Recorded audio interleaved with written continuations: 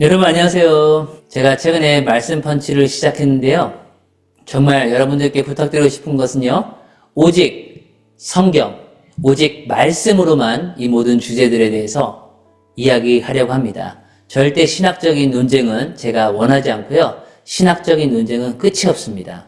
오직 하나님께서 말씀하신 그 말씀만 가지고 저희들이 이야기를 했을 때 어느 누구도 그것에 대해서 의문을 갖거나 또한 명쾌하게 이해를 할 수 있다는 사실입니다. 하나님의 말씀이 곧 하나님입니다.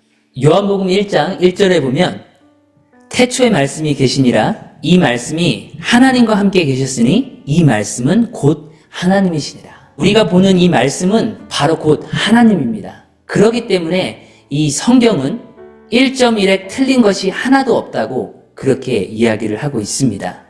그렇기 때문에 이 말씀 펀치, 이 말씀만 가지고 우리가 함께 이야기하였을 때에 그것들이 우리들이 명쾌하게 이해를 할 수 있다는 사실입니다. 네, 오늘 주제는 우리 성령 하나님을 제발 무시하지 말아주세요 라는 주제입니다. 성령 하나님을 누가 무시를 하겠습니까? 그런데 성령 하나님을 무시하시고 또 성령 하나님을 인지하지 못하는 분들이 너무너무 많다라는 사실입니다. 성부, 성자, 성령, 삼위일체의 한 분이 하나님이시라는 것은 모든 분들이 다 아시는 사실인데요. 우리 성부, 즉 하나님, 성자, 또한 예수님, 우리 하나님과 예수님에 대한 이야기들은 너무너무 많이 하는데요. 성령님에 대한 이야기가 너무너무 적다는 것이 현실입니다. 제가 목사이기 때문에 누구보다 그것들을 잘 알고 있고요. 저는 어떤 목사님을 뵙거나 그 목사님에 대해서 저에게 저 목사님은 어떤 분이신가요? 라고 혹시 물어보신다면 저는 조심스럽게 그분이 말씀을 하신 그 설교를 통해서 제가 그분을 어느 정도 알 수 있다는 사실입니다. 즉 예를 들어서 그분이 설교를 하시는 그 영상을 통해서, 동영상을 통해서 그분이 이 성부 하나님, 성자 예수님, 성령 하나님에 대한 설교를 몇 프로 정도를 하고 계시는지에 대한 리서치를 저는 주로 합니다. 예를 들어서 어떤 목사님의 설교를 제가 리서치를 할 때 이 목사님은 성부 하나님에 대해서 몇 프로 정도 설교를 하시고 성자 하나님에 대해서는 몇 프로 정도 설교를 하시고 또 성령 하나님에 대해서는 몇 프로 하시는지를 제가 개인적으로 리서치를 합니다. 요즘은 목사님들이 다 말씀들이 인터넷을 통해서 올라오기 때문에요. 그분들의 그 설교를 10편 정도를 제가 보고 그것들을 리서치를 하고 그분의 그 성향과 그분의 어떤 스타일을 빨리 파악을 할 수 있는 것입니다. 이것은 여러분 왜 이렇게 굉장히 중요하냐면요. 오늘 주제가 우리 성령 하나님을 제발 무시하지 말아주세요라는 주제인데요. 정말 여러분 중요한 주제입니다. 제가 절대 무슨 교단을 얘기하고 싶지는 않습니다. 그런데 여러분 제가 오늘 성경을 가지고 우리가 얘기를 하는데요. 제가 여러분들께 시작하기 전에 한 가지 질문을 던지겠습니다. 하나님은 어디에 계신가요? 그리고 예수님은 어디에 계신가요? 그리고 성령님은 어디에 계신가요? 여러분 이 질문에 대한 답변을 여러분들이 해주셔야 이 문제들이 깔끔하게 명쾌하게 해결이 된다는 사실입니다. 많은 분들이 이야기하십니다. 예수님은 나의 마음 가운데 계신다. 하나님은 나의 마음 가운데 계신다. 성부, 성자, 성령 삼위일체 하나님께서 함께 공존하시고 일을 하시기 때문에 예수님이 마음 가운데 계신다는 것도 그게 틀렸다라고 말을 할 수는 없는 것입니다. 그러나 실제 팩트, 사실상 지금 현재 예수님은 어디에 계시냐는 것을 여러분들께 여쭤보고요. 하나님은 지금 어디에 계시는지를 여쭤보는 것입니다. 그거의 답변은요. 하나님은 현재 하늘나라의 보좌에 계십니다. 그리고 예수님은 어디에 계실까요? 하나님의 보좌 우편에 앉아 계십니다. 히브리서 12장 2절에 보면요.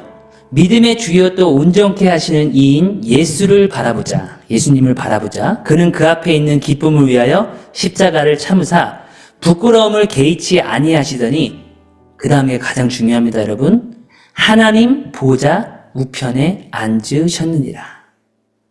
The Jesus is seated at the right hand of the throne of God. 하나님의 보좌 우편에 right hand입니다. 오른쪽 편에 앉아 계신다고 성경은 분명히 기록하고 있습니다. 그럼 하나님은 하늘나라의 보좌에 계시고요. 예수님은 하나님의 오른편에 보좌에 앉아 계십니다. 그러면요, 지금 현재 성령님은 어디에 계실까요? 성령님은 여러분, 지금 하늘에 계시는 것이 아니라 우리들이 살아가고 있는 이곳 가운데 성령님께서 함께 계신다라는 사실입니다. 제가 여기서 여러분들께 정리를 해드리면요. 모든 사람들이 다 아는 말씀인데요. 요한복음 3장 16절에 보면요. 하나님이 세상을 이처럼 사랑하사 독생자를 주셨으니 His only Son입니다. 이는 그를 믿는 자마다 멸망치 않고 영생을 얻게 하려 하심이라. 하나님이 독생자, 즉 예수 그리스도를 이 땅 가운데 보내셨습니다. 그리고 예수님께서는 부활하시고 그리고 난 다음에 500명이 보이는 제자들 앞에서 하늘로 승천을 하셨습니다. 그러면 지금 예수님은 어디 계시죠? 예수님은 하늘 보좌 우편에 계시죠. 그러면서 예수님께서 하나님이 예수님을 보내셨고요. 그리고 요한복음 16장에 보면요. 엄청 중요한 말씀이 있습니다. 정말 많은 제가 하나님을 믿는 크리스찬들이나 또한 심지어는 장로님들이나 또는 안수 집사님들을 만나서 얘기하는데 이것을 모르는 분들이 너무너무 많습니다, 여러분. 그래서 너무너무 놀랐어요. 요한복음 16장 7절에 보면요. 예수님께서 하신 귀한 말씀이 있습니다. 16장 7절입니다. 그러나 내가 너희에게 실상을 말하노니 내가 예수님이 떠나가는 것이 너희에게 유익이라. 내가 떠나가지 아니하면 보혜사, 즉 성령님입니다. 보혜사가 너희에게로 오시지 아니할 것이요. 가면 내가 그를 너에게 보내리라. 예수님께서 누구를 보내신다고 그랬어요? 성령님을 보내신다고 요한복음 16장 7절에 말씀했습니다. 그리고 하나님께서는 누구를 보내셨나요? 예수 그리스도를 이 땅 가운데 요한복음 3장 16절을 통해서 보내셨습니다. 그러면은 지금 하나님께서 예수님을 보내시고 예수님은 부활하시고 승천하시고 올라가셨고요. 그리고 지금 현재 이곳에는 성령님이 계십니다. 예수님이 부활하시고 승천하시고 난 뒤에 그리고 난 다음에 어떠한 큰 사건들도 없었습니다. 예수님이 다시 내려오셨나요? 다시 재림하신 사건이 있었나요? 아닙니다. 그러면 지금 현재 이곳에는 성령 하나님이 우리를 주관하여 주시고 우리를 인도하여 주신다라는 사실입니다. 여기에 보면요. If I do not go away. 제가 미국에 있기 때문에 영어를 조금 쓰셔도 이해를 해주시면 감사하겠습니다. If I do not go away. 만약 내가 가지 않으면 The helper will not come to you. 성령님이죠. 즉 도우시는 보혜사 성령님께서 오시지 아니할 거라고 이야기합니다. 그러면서 예수님께서 I will send him to you. 내가 성령을 너에게 보낸다. 그리고 난 다음에 예수님께서 또 사도행전 1장에 보시면요. 사도행전 1장 8절에 그 유명한 오직 성령이 너에게 임하시면 너희가 권능을 받고 예루살렘과 온 유대와 사마리아 땅끝까지 이르러 내 증인이 되리라. 여러분 이 말씀이 나옵니다. 이 말씀을 마치시고 그들이 보는데 올라가셨다고 말합니다. 여러분 예수님께서 부활하시고 승천하시면서 저희들에게 분부한 귀한 말씀이 성령이 너희에게 임하기를 원하셨다라는 사실입니다. 그런데 많은 분들이 이 말씀을 잊어버린다라는 사실입니다. 그렇기 때문에 현재 저희들이 성령님을 저희들이 무시하고 성령님에 대한 설교를 주로 하지 않거나 성령님에 대한 말씀을 읽지 않거나 성령님에 대해서 인지를 많이 하지 않는다면 신앙적으로 올바로 저희들이 균형을 잡지 못하고 있다는 사실입니다. 제가 여러분들에게 함께 성경을 가지고 이야기를 했는데요. 성경 말씀에는 이 외에도 성령에 대한 것들이 너무 많이 나와 있습니다.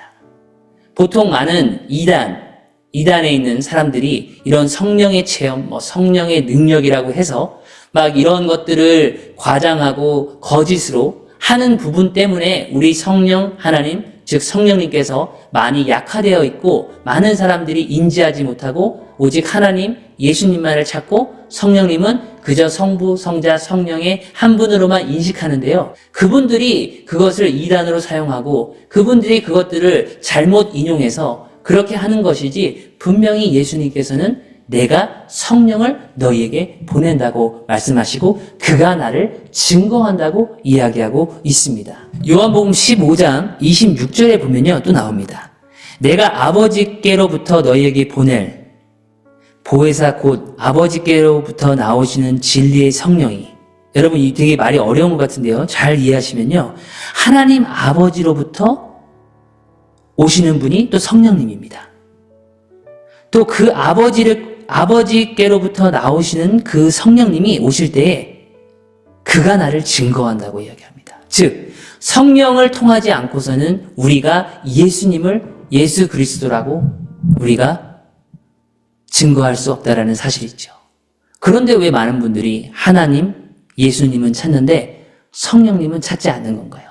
성령님을 찾으면 이단시하고 또는 성령님을 찾으면 거기는 순복음이야? 아니면 거기는 오순절이야? 거기는 너무 급진적이야? 왜 이렇게 이야기를 하는 것일까요? 여러분 비성경적입니다. 하나님께서 예수님을 보내시고 예수님께서 성령님을 보내심으로 말미암아 우리가 성령을 통해서 우리가 예수 그리스도를 증거할 수 있다는 사실입니다. 그래서 여러분 이 영상을 통해서 우리 목사님이 하나님에 대한 설교를 많이 하고 예수님에 대한 설교도 조금 하는데 성령님에 대한 설교를 내가 들어본 적이 거의 없다. 죄송하지만 조금 문제가 있습니다. 그리고 균형이 맞지 않아요. 편식을 하는 것이죠. 그렇다면 끝으로 성령을 우리가 무시하고 성령님을 인정하고 성령님을 우리가 정말 성령님을 인지하지 못하고 살아간다면 어떤 일이 발생이 될까요?